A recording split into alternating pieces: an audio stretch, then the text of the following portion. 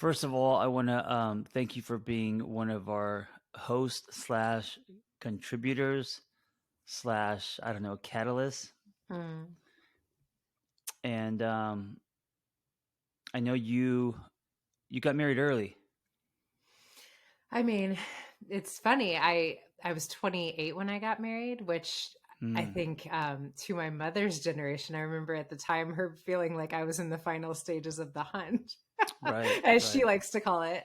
Now it seems so young to me. Now I feel like I was just a baby. Yeah, I got married at 29. And Hmm. do you sometimes look back and if you think about who you were when you got married, um, just like almost a different person? No. Completely different person. Describe to us who you were when you got married at 28. Oh my gosh. I feel like it was another lifetime. I feel like Yeah. in my early 20s, I'd been sort of what I think the people in my family would call a little bit of a loose cannon. I partied a lot. I would, just do things on whims. Like I was living in Chicago, working in publicity. So I would like Mm, party a lot with the events that we threw. And then I think one weekend I was like on a whim, like I'm moving to New York. And I just sort of like would just do things to disrupt disrupt life. And when I met my ex-husband, he is very different. He is very much the yin to my yang. And so it was sort of like this was me doing something that was responsible because he was hmm very grounding. He was very something in my life that felt like stability to certainly me, but also my family. And I think I was the youngest. I think in a hmm lot of ways, like my family sort of, took care of me a little bit into like early adulthood more than maybe was good for me. And so I joke a lot of times that it felt like my mom sort of passed the baton to my ex-husband and was like, you take her. I'm Mm. sort of done worrying about her or taking care of her. So it sort of felt like this is what I'm meant to do now. I'm meant to be taken care of by this person now. You know what I mean? He was your handrails, huh? Mm, And and yeah. and so, what was that like? So you got married, and then well, obviously it was great in the beginning, or what was that like going from single to being married? It's interesting to think about what was it like in the beginning because I've given that a lot of thought. Like, and we've certainly like my ex-husband is one of my best friends, and we Hmm sometimes unpack like what was that time. But I remember people used to ask me all the time when I knew that I loved him. And there was this moment when we were living in Brooklyn and we were asleep and this picture like fell off the wall right over Mm. our beds, and his like from dead sleep automatic response was like to grab me and make sure I was okay and cover Oh, me, and he right, was just like right. very protective. And so I think that was always the story that I used to describe why I loved him, because I felt hmm very safe. But what I've realized in retrospect is that doesn't really have anything to do with him and who he is, right? It was very much to me sort of an illustration of what our relationship was like a lot of times, that he very much took care of me. There was a lot of codependency in hmm retrospect in our relationship. hmm He was sort of the parentified child in his childhood, so he knew how to like really pick up that role, and like I take care of things, that's what I do. But I don't know that um, I Oh, saw I see what him. you're saying. So you're saying that him taking care of you by, which is obviously very romantic, him in the middle of sleep, waking up and putting his body over yours to protect you. Yes. You saw that as love when you were younger, of course, but now it could have been more of that's just the way he is. That's his knee jerk. That's his wiring. He takes care of people, and that's what he does. So, but I also don't want to discredit that that gesture because I think it's sweet. Yeah, I mean, there's complexity to what love is, and I Yeah, think that yeah. there are a lot of ways that, and this is something actually you've helped me with, John, like Mm, not dismissing what our love was because of the ways that I think sometimes we are meant to evolve and change. And it hmm doesn't mean that because we've evolved and maybe what we want in relationships as we get older is different, that means that that wasn't real love, right?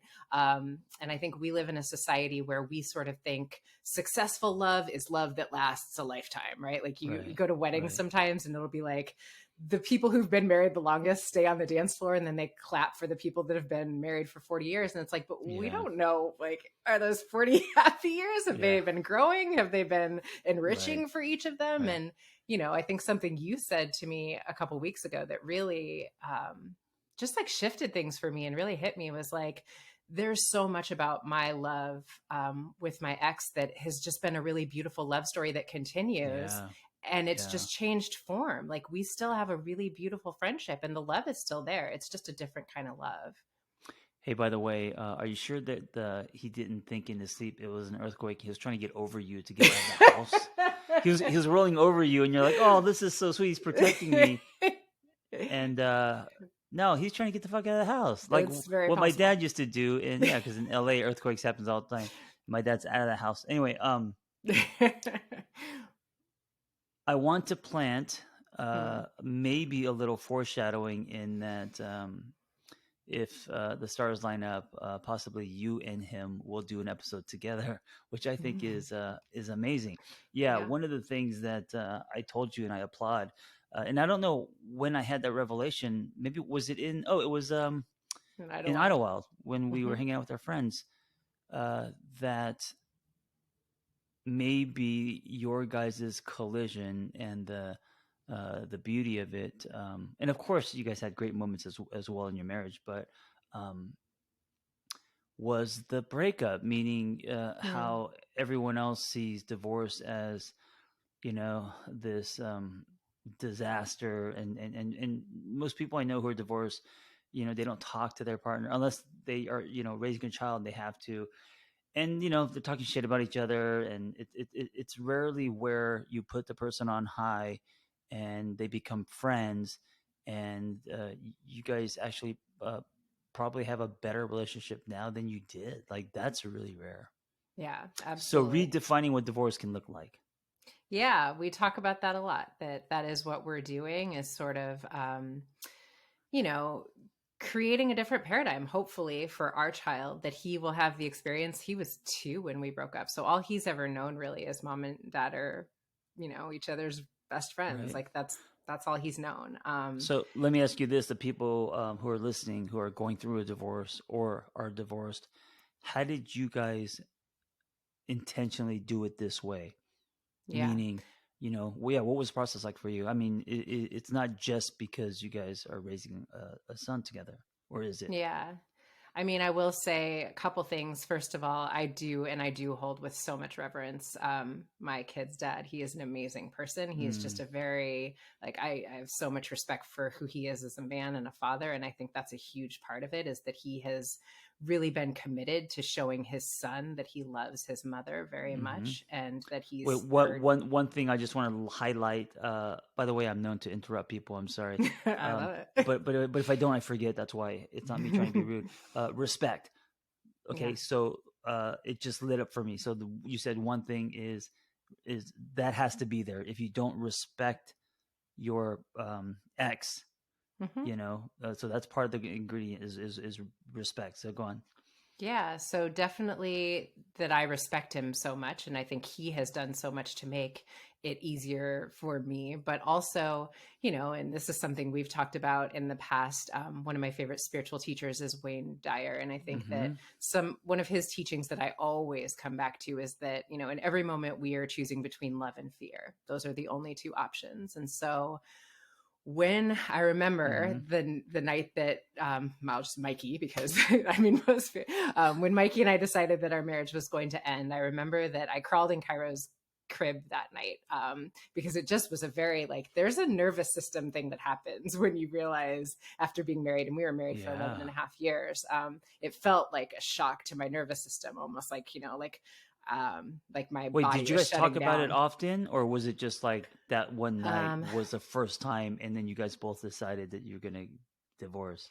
No, we definitely didn't talk about it often. It was Oh, definitely like our trajectory was in a place where it was like, yeah, this is right. We were both in agreement. But the right. realization of it, I don't think hit until I was about to go get in. There's this thing of like, I feel like I hear divorced people talk about like the moment that you like sleep in bed alone for the first time, or the moment you Right. look in your closet and your ex's clothes are all gone, right? Like Yeah, it really yeah. just sort of hits you. And I remember I was about to go climb in bed and I couldn't. And so I went in my little boy's room and I climbed in his crib at the time. I'm getting like Oh. emotional as I talk about it.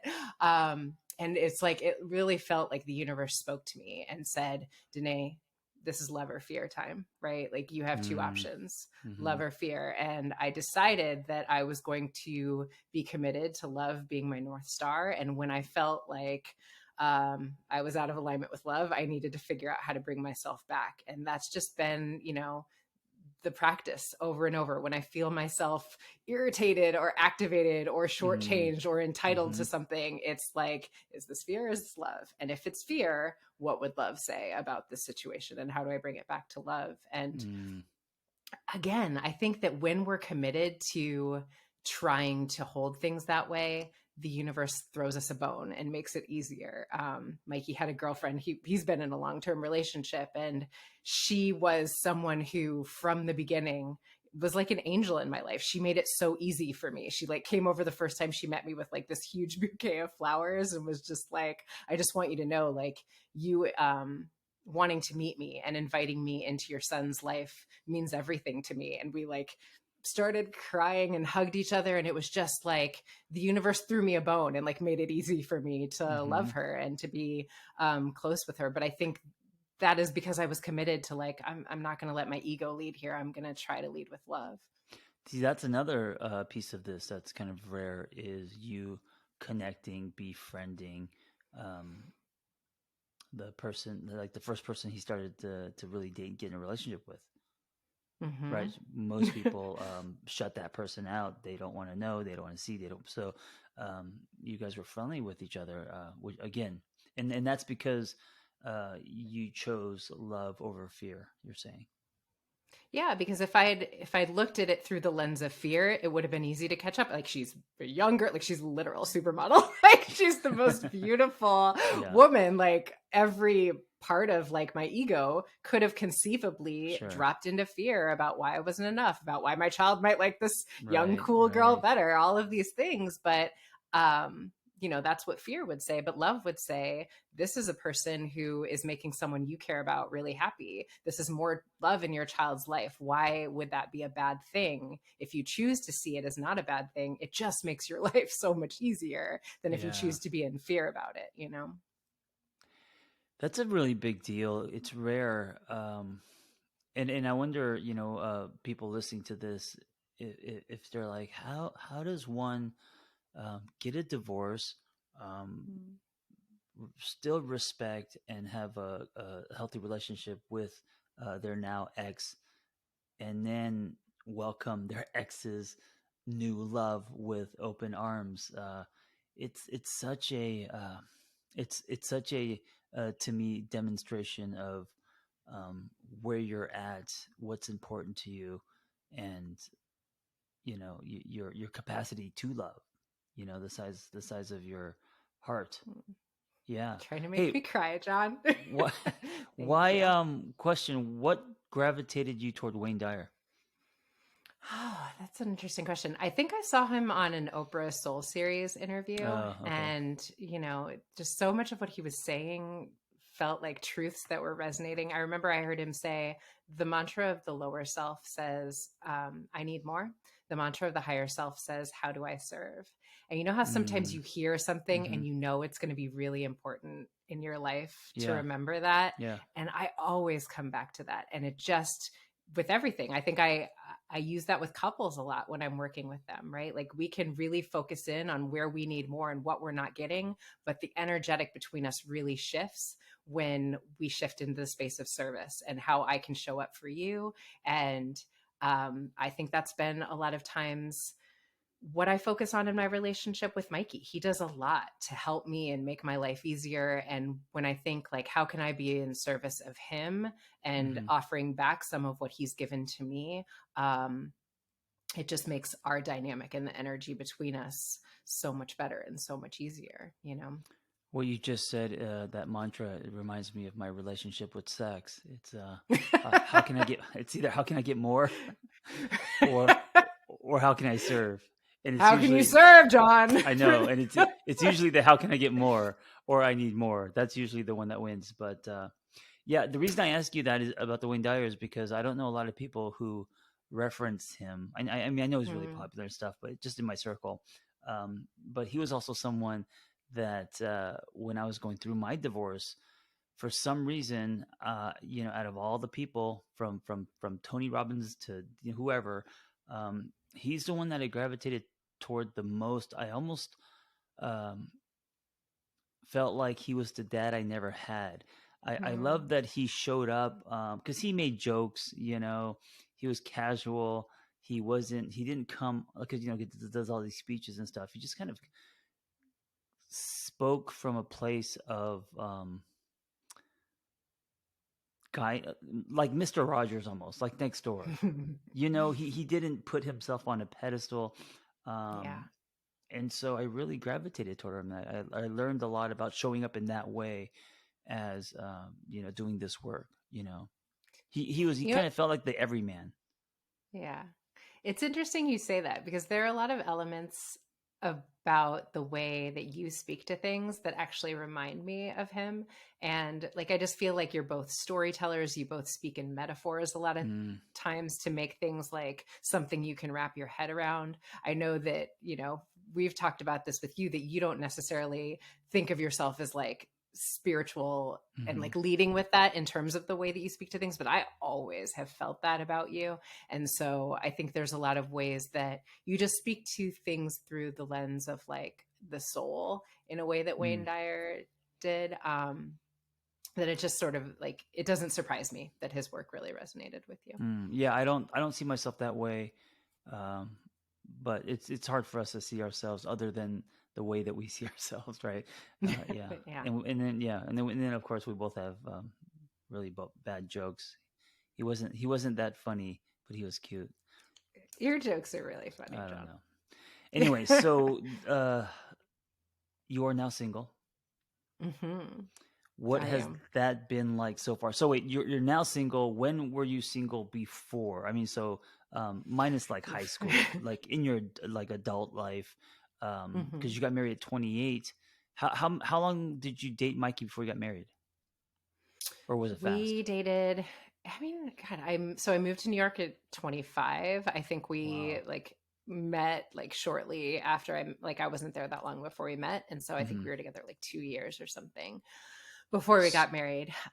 So from I don't know 18 to 25, were you single or were you N- just kind of dating on and off? Not really. I mean, I think I had like a 4 year relationship in there. I Oh, okay, certainly yeah, like had a okay, lot of like boyfriends that would be like 6 months or a year sure, type yeah, thing. yeah, yeah. So But then, yeah, not a lot of single. is it correct to say that this is the first time you've been single in your life? I mean, for a long trajectory like I've been single Yeah, for 3 years now, which yeah. is so, I mean, it's fascinating. It's just been the most beautiful, expansive time for me. And I think that we very much have a societal idea that we are like single in the in between until the next thing, right? Like we're single, but we're like it's sort of like this interim period, I think Mm-hmm. is what I'm looking for. Whereas I tend to hold it a little differently, and I'm obsessed with this idea of we should be single, but what if we were single until we found a relationship, a connection that made it justified to give up our singlehood status? Mm, Meaning, I've kind of fallen in love with being single. Like there's so much about yeah. the ways that I've had the opportunity to get to know myself that, to the point you were just making, I didn't have for so much of my life because I always had what I think was the distraction of a relationship a lot of times. And there were a lot of ways that and I see a lot of people certainly, we can hide out in relationships from doing some of our like deeper work and like allowing ourselves to be really uncomfortable. Sure. Um, and because I've I've had to do that for the last 3 years. I've really grown in a lot of ways that now when someone comes into my world, and I believe that I do want to like share my life with someone and have a Mm-hmm. partner, but it's going to be when it's justified, not because I am in any way incomplete here by myself. Yeah, and that's a direct relation uh, to your relationship with yourself, right? That the Mm, measure, because if you were disconnected with yourself and you're numbing and running and uncomfortable with being alone, then you would have already justified many times. You know what I'm saying? Like, um, yeah. I don't know if you would. I mean, you would negotiate a lot more, Yeah, right? absolutely. I think, it's funny that I have ended up, and especially in my singlehood, for whatever reason, working with couples has sort of been my thing. You know, I find that therapists either love working with couples or they don't like it at all. I love it. And I've learned so much about how to work with couples through the lens of singlehood, meaning a lot of times I think that there are ways that we don't challenge some of what the societal ideas of what our partnerships should be and should look like are Mm, until it's not true. Like I was married for 11 and a half years, so I certainly very much have the felt experience of what it like feels like to be in a partnership. And there are some things that I believed to be true about like what I needed, the way that I needed to show up and my partner needed to show up, that were pretty arguable. And hmm. some of the things that I've learned to do in like my own self-soothing work and my, I'm still very much in a relationship with Mikey. We have a child together, but there's Right. a level of respect and like a lack of entitlement between us that wasn't there when we were married, if that makes sense. Why do you think that is? Why is that there now and it wasn't before? It's so funny. I remember one day, and this is, I tell couples this sometimes. We had like, I don't remember what we were like in conflict about, but I was like mad at him about something.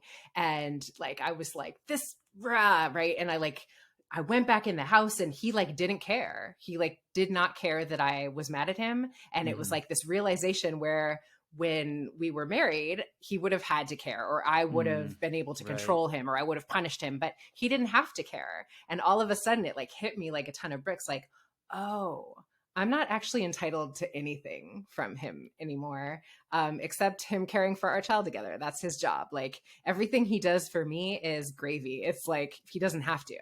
Um, but that was always the case. I just didn't think it was the case when we were married. I felt entitled to him doing things when I wasn't always, respectful of his feelings, Hmm. or I think this is such a big conversation, but I think Yeah. there's a lot of ways that we are raised to not really see one another in partnerships. And I didn't have to really see him and care about how he felt because he was mine. He was my husband. He belonged to me. So like Right. fall in line, or, and that's not the case all of a sudden when he wasn't my partner, but that's not really loving him well for it to be the case when we are married. You know what I mean?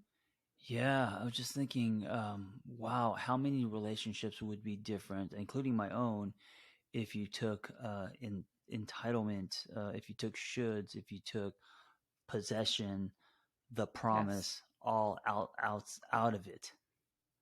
Hmm. And it's interesting because if we look at your relationship with Mike as an experiment, as data, um, it's better now than before because those things are out of it. There is no promise.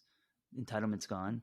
Respect is there. I mean, oh, maybe it wasn't there. Maybe the respect wasn't there when you were married. I don't know. But now respect is big, right? You see him as someone who is yeah, an amazing father. And so you do have respect for him. Um, Mm. so yeah, that's interesting. Yeah, I think people ask me sometimes, like, what is like the number one thing that's like the killer of relationships? I think it's entitlement. I think we Mm, come from a really ownership based paradigm of yep. partnerships. Like Yep. once someone is my partner, they're mine. It's, back from days when like people were property and like you married someone and she became yours, and vice Yeah. versa. But I think if we sort of say like nothing is promised, because it really isn't. At any Hmm. time someone Hmm. could decide to get a divorce or leave the relationship. It's just sort of a illusion we're holding that this person belongs to us. But if we said like every day I have with this person is a gift and I'm not entitled to tomorrow, I just feel like we interact a lot differently than we would with that sense of entitlement. So one of the things that I've taken from you and I keep in my back pocket, and I think I've said this to you before, is exactly what you're talking about. That nothing is promised. I think it's such a great Mm. reminder, and I know you formed that from the loss of a dear friend, correct? Yeah, I think a big part of why my marriage ending with Mikey was something I was able to be in acceptance of and not resistance was, Vanessa and I went to grad school with a friend that Mm-hmm. I truly believe was like one of the loves of my life. He Mm, was an angel in human form. He taught me so much about yeah, yeah. presence and generosity and just like the type of person I want to be. And then all of a sudden, at 45 years old, his life was over. Stage 4 lung cancer, had never smoked a day in his life. And I remember being in his hospital room and thinking, there is no reason that I'm entitled to keep living and he's not. And so all of this is Mm-hmm. like not promised. It's a gift. I'm not like deserving of anything, everything I have. I'm so blessed to have. And I remember when my marriage ended being like, well, he's still here. And so I have an opportunity to maybe love him better than I did when we were married.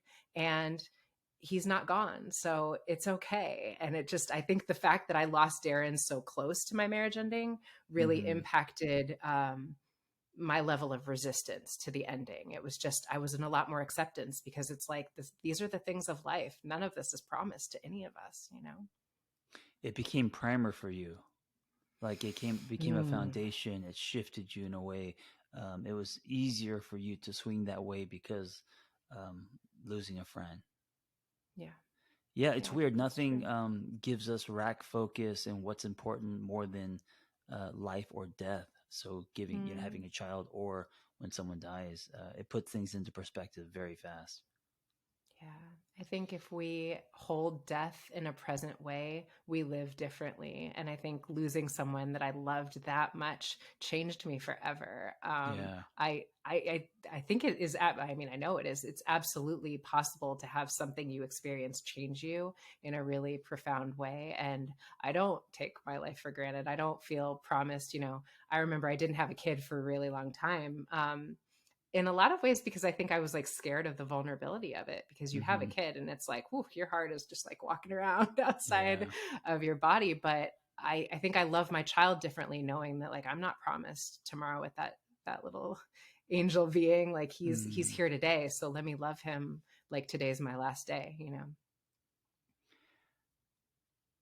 Where in your relationship did you feel the most entitled? Where in your relationship did you struggle with entitlement?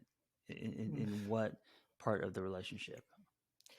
Um, that's tough. I think, and this isn't me like bagging on the women in my family at all, because I think this is so much of what is I've come to understand very much of how we are conditioned. But like, I think we are a society where men are conditioned to not feel their feelings and women are really conditioned to not care that men aren't feeling their feelings, and that men are Mm. like, and I think that can go both ways, but I think we're just so really thinking about our own pain and our own hurts that we just really never are curious about what it's like for them. And I think Bell Hooks's book, where she writes about like men, it's called The Will to Change, really impacted me. Where she was talking about how much patriarchy hurts men too, because it doesn't Hmm. allow men to feel their feelings and like be open about their hurts. And I think having a little boy and thinking about that really made me think about how much I didn't care about how Mikey felt a lot of the time. I just felt like, Mm. fall in line, that's your job, you know? Right, right. And he was like this whole beautiful person who pledged his life to loving me and like really worked really hard for a long time to try to love me well. But I say a lot of times, and we've had conversations about this since, like I wasn't equipped to love a Hmm. man the way that now I feel like I will. But that wasn't something that was modeled. That wasn't something that I really had an idea of what that is or what that looks like. Yeah. So I forgive myself, but I think I felt entitled to his love. I think I took for granted, how kind he was, how Hmm. much he showed up for me and what he did for me. And I think that I see that a lot in the couples that I work with. And again, that's both ways, but I think that sometimes, and I say this to my sisters and the women out there with so much respect, I think a lot of times we have just, it's almost like a princess mentality that we're sort of Mm, raised with, that like, hmm. that whole happy wife happy life, like it's a man's job Yeah. to like fall in line, and it's just not true, and it's just not loving one another well. I hate that term. I heard it some because a lot of men say that on golf courses, right? Mm. Uh, Happy wife, happy life. I don't like it because it can be an excuse to not do any work. It's like, Mm. um, as long as she's happy, I'm good, and I think it's dismissive.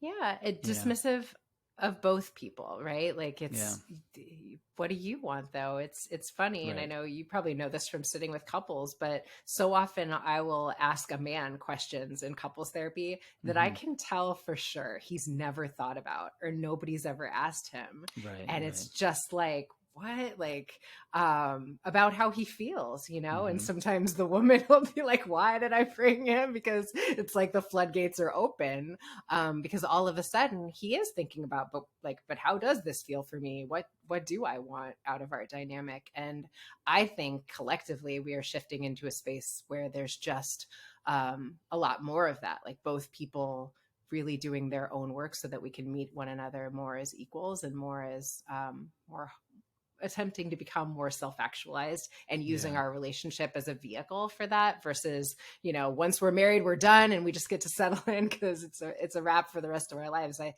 don't think that's really the point of relationships to me.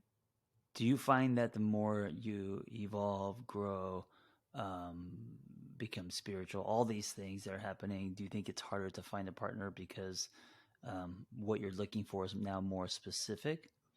Hmm. Well, here's where I'm going to get a little woo woo on you, John.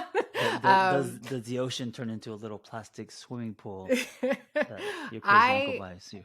I believe that when I am ready, the universe will bring me the partner that Mm, I'm meant to walk my path with. It's just sure. my experience of Yeah, yeah. this life and what I believe. And so I don't think so much about like finding that person. I think about making myself the woman who is equipped to love the man that I want to love well, and someone that I'm like proud to be regardless. And I believe the universe, he's going to come to me when it's my time. But Mm, yeah, I think that's a conversation I have with a lot of single people, and I feel like it can feel really defeating when we feel like this is something I am meant to figure out. And these dating apps are just, I don't know if you've been on them, but I understand why it feels that way, because it just yeah. feels like tough when logic is supposed to be how I figure it out. But I like to say, like, I don't think it's love is logic. I think we're supposed to, this is one of the areas we're supposed to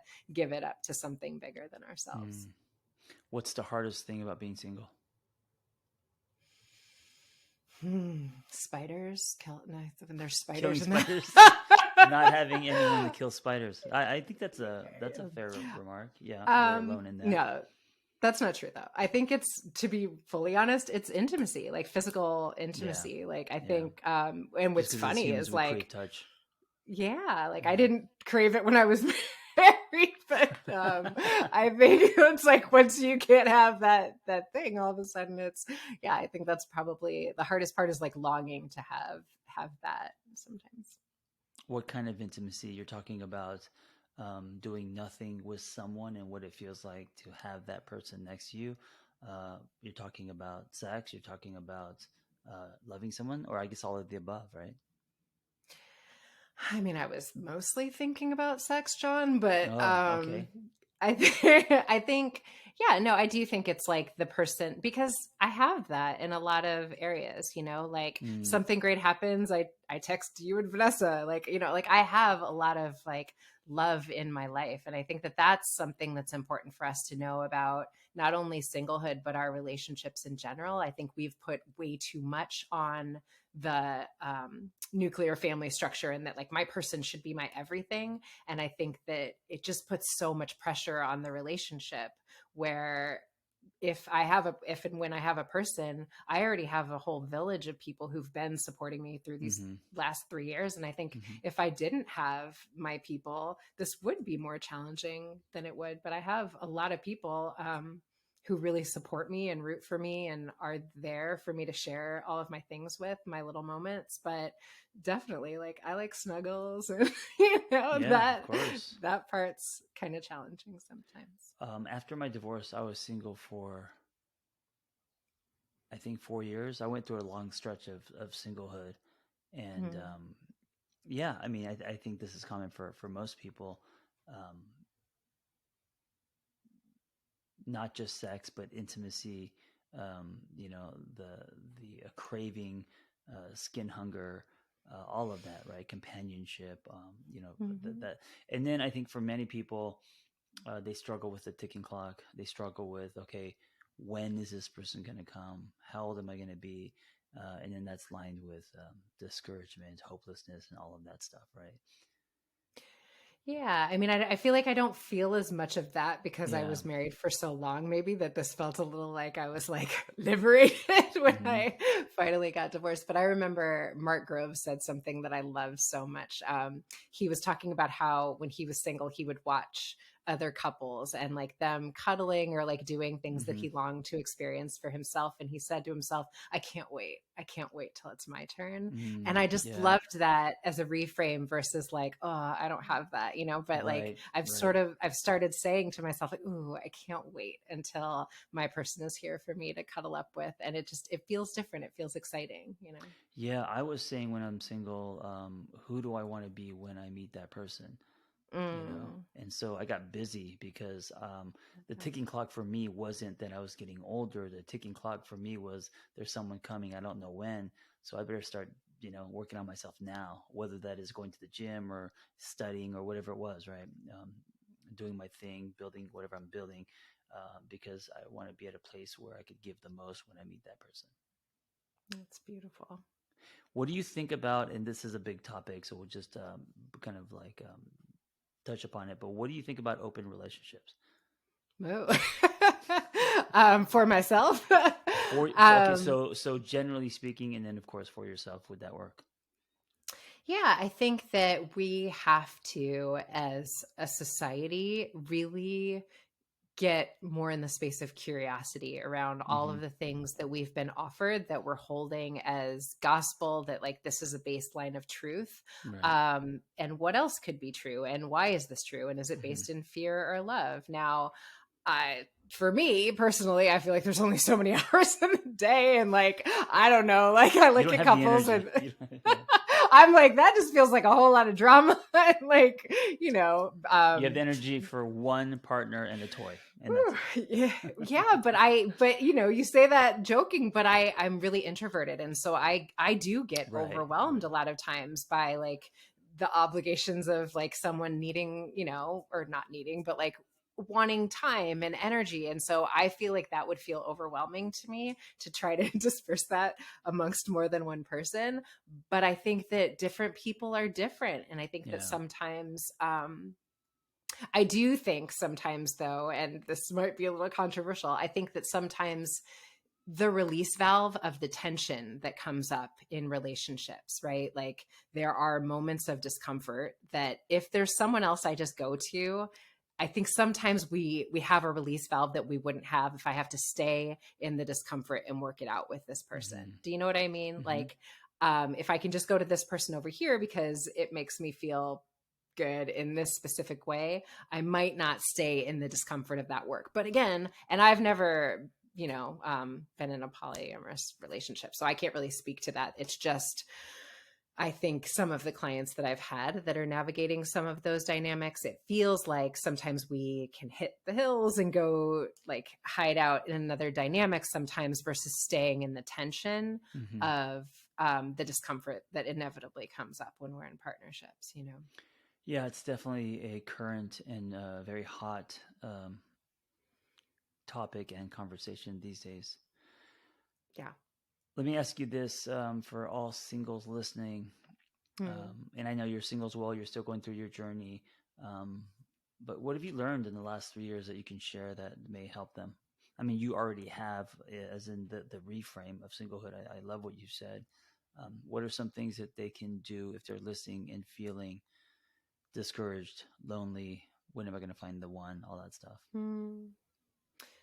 I think that you are never alone because you are always with the part of you that has yourself. And that, Mm, sorry, that is what these last 3 years have really taught me, is to trust myself, to mm-hmm. trust that I have my own back. That thing we were talking about, I'm sorry, Oh, that's okay. about when I was young, and I sort of felt like my mom handed the baton to my ex and said, "You Mm-hmm. take her." I know for sure I've got me now. Like, that is Mm-hmm. what these last 3 years have taught me. Like, I can take care of myself. I have taken care of myself. I think a lot of my relationship, there were times when we sort of were close to letting go and breaking up in the past, and we didn't. And I think a lot of the times that I held on were because I was afraid of being alone, and I was afraid of taking care of myself. And I think that when we face the thing that we're most afraid of, what it teaches us is that we can face that thing. It teaches us about our resilience and what we're capable of. And I think in my next relationship, I will be a very different version of me, because I know myself on a different level, because I've had to be in a real intimate connection with myself. So, Mm, I think if you are single, how do I look at it as an invitation to really be in the sacred space of solitude and in relationship with myself for right now, knowing that you may not always have this opportunity. So, how do I look at it as an opportunity to be with me? yeah, I love that. So, focus on having your own back, not on who's going to Mm. have your front, on who's going to have your. You're going to have your own back, so you're going into it as a kind of a whole being. Also, you know what? It helped me a lot when I was single. I used to say to myself, uh, "Who's going with?" Okay, I used to say to myself, "Where am I going?" And then who's going with me? And then Mm. if I reverse the order, I'll be going alone, because most of my life I was looking for who's going with me, and then where am I going? And then you put all of the chips on finding someone or the relationship. And then when I got a divorce, I decided to flip it. Where am I going? Meaning, what do I want to build? Who do I want to be? What do I want to leave behind? Where am I going? And then who's going with me? And that God, really changed my behavior, mindset, all that, priorities. I love that so much. I heard Marianne Williamson say something that I feel like was kind of similar, in that she was saying she believes the purpose of relationships is coming together as souls with a shared soul mission. And it doesn't Mm-hmm. necessarily mean like, we have the same career path, but it's Mm-hmm. like an idea of like the trajectory of what I want out of this life that I've been Mm-hmm. given. And that our perspectives are similar in terms of like where we're going and what we want, but you have to kind of know what that is for yourself. And it's not like we have to have a completely, defined definition of that before we meet someone. But I think if there isn't a shared vision that we're moving in the same trajectory of like what we want out of this time, then I Yeah. think it becomes challenging. Yeah. All right, we're going to end with this, and I'm actually making this up as we go. I'm going to say it's the hot seat. It's 5 quick questions. I don't even know what the questions are. I just trust myself that I'm going to give you something, and then you answer very fast. I love What it. turns you on? Oh, God. Curiosity. Oh, what turns you off? Judgment. Mm. What are you excited about Mm, my life. specifically? That's number 4 um, specifically. what am I excited about? I feel like just how much better it gets every year. I feel Mm. like as I've come into my 40s, I'm like, God, this just keeps getting better. What Yeah. next? What else? I heard someone say the other day, say to the universe, like, show me how good it can get. And I love that. Like, that's So my new thing. people who are listening and rolling your eyes and you think Dené's full of shit, I'm telling you that she's real. This isn't full of shit. I've witnessed her character arc, and Aw. she just sold a book. She's thriving. She's out going running retreats. She's busy. So this isn't her in her sweats eating her feelings, but coming on here talking a lot of shit like she loves her life, right? She really does love her life. I feel it, right? So if you're rolling your eyes at home, this is truth. And the I final do wear question, sweats, but I do love my life. I know the final question is, what's one thing you know about yourself that you didn't just a few years ago? Ooh. Um, that I am wise. Mm, I didn't know that about myself, but I yeah. believe in my wisdom now, and I trust myself so much more than I did 3 years ago, and that makes me feel really good to just trust in my own wisdom, my own inner authority. Thank you for sharing your wisdom, not hoarding it. And Danae, Mm. you're such a beautiful soul. Thank you for all the work that you do.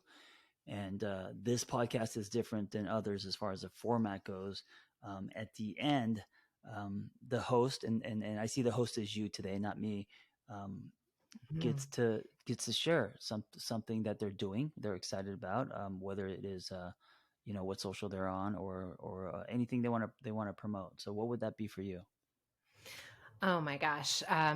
Just one thing. Well, I'm writing a book that Yes. is all about masculine and feminine dynamics, and it's sort of become the obsession of my life, the love of my life, to just like really work to understand how we heal our relationships, and this has become a huge part of it. So, Do you have the title yeah, yet? I mean, it's called Liberated Love, a Mm. guide to healing relationships by reclaiming the masculine and feminine within.